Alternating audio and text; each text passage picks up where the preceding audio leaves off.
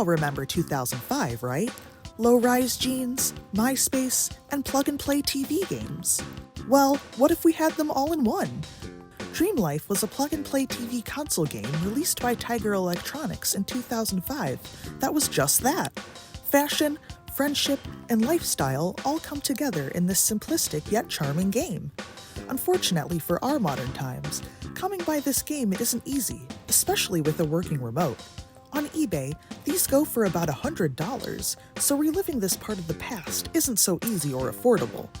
Thankfully, I still have my system from Christmas in 2005, so I've played an entire run of Dream Life to find out, is it really worth a revisit today, or should it be left behind down memory lane? Dream Life at its core is a choice-based life simulator game set in high school during a school year. You live out 3 30-day seasons, fall, winter, and spring, all while going to school, doing extracurricular activities, socializing, and shopping. It's played using the game's device itself plugged into a TV or other monitor, and the game's remote. The game's end goal is to fill up all 3 progress bars to the max, the bars being friendship, fashion, and lifestyle. Friendship is one of the easiest bars to fill out. All you have to do is talk to people around town. You can either do this by meeting them at one of 5 possible locations: the mall, the salon, the school, the rec center, or your best friend's house, or by calling them. Each person responds to questions and prompts differently depending on their personality, making some friends easier to win than others. The friendship system is labeled at first with up to 5 smiley faces, indicating levels of friendship, but the closer the 2 of you get, you eventually can earn up to 5 stars. There's also a crush mechanic. Every once in a while, your friends will ask if you liked one of the boys featured. Saying yes will change their current smiley faces to hearts and unlocks the option to dance with him at school dances.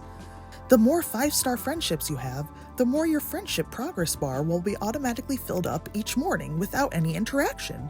Each season has 3 major social events, 2 house parties, and 1 school dance. You can unlock these by talking to your friends who will invite you to go with them. While you're there, you mingle with all your current available NPCs, some of which rotate out per season. One of the best ways to get your friendship up is by talking to your friends during these events, because time passes slower than it usually would, giving you more time to get conversation in. The fashion bar is filled up by buying clothes, getting dressed, and going to the salon.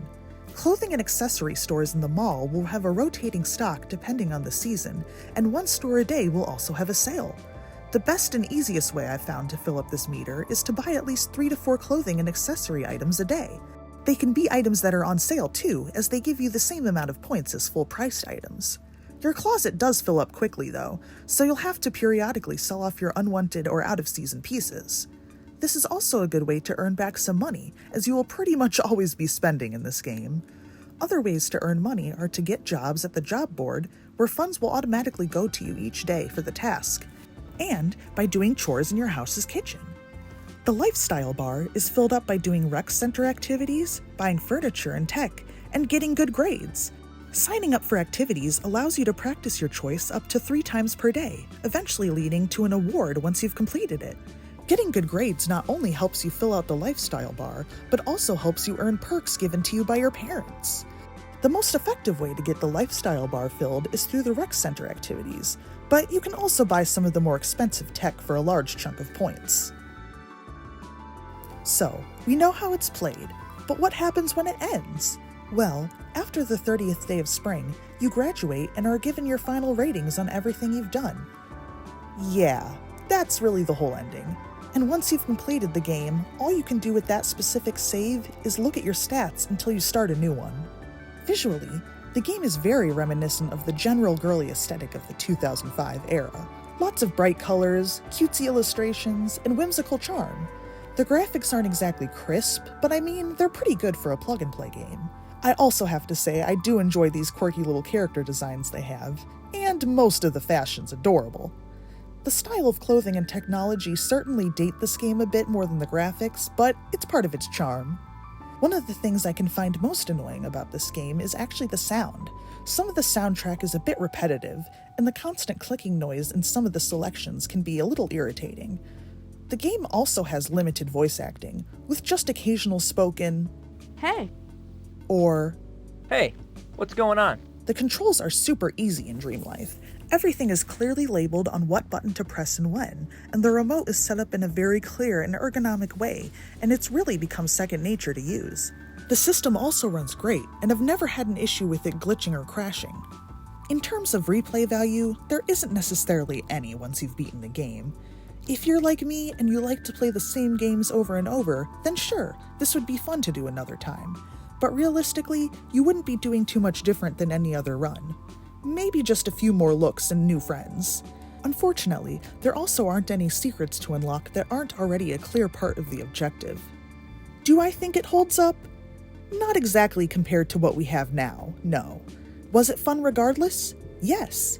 I've always had a blast playing Dream Life, and heck, I may be biased due to nostalgia, but that's still a valid reason to be having fun.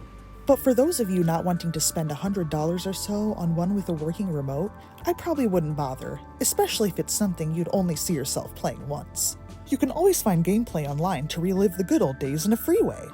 Overall, I'd say that Dream Life is a fun blast from the past, but don't go out of your way to try and relive it. Thank you so much for watching my first ever YouTube video on this channel. Subscribe if you liked it and want to see more nostalgia-based content from me.